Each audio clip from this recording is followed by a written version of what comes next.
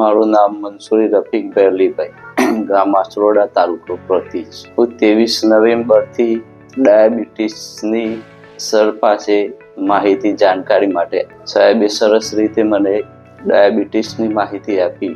ત્યાર પછી પંચક્રમ ચાલુ કર્યા. પંચક્રમ પછી થોડી રાહત રહી, થોડો વિશ્વાસ રહ્યો.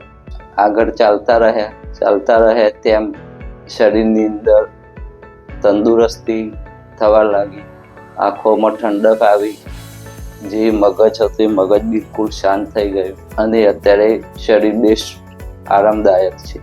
અને આયુર્વેદિક દવા લેવાથી ડાયાબિટીસ ખરેખર હું ખુદ નહોતો માનતો, પણ ડાયાબિટીસ જડમૂળમાંથી મટી શકે છે. આજે હું 75 ગ્રામ ખાંડ ખાધી અને ડાયાબિટીસનો ટેસ્ટ કરાવ્યો છે. મને આશા છે કે જડમૂળમાંથી ડાયાબિટીસ મટી શકશે.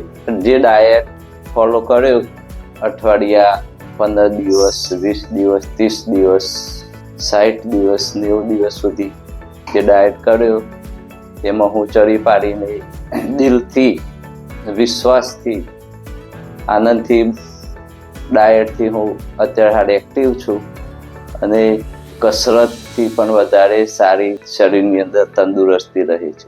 હું દરરોજ કસરત જ કરતો હતો સવારમાં 5 થી 5:30 સુધી.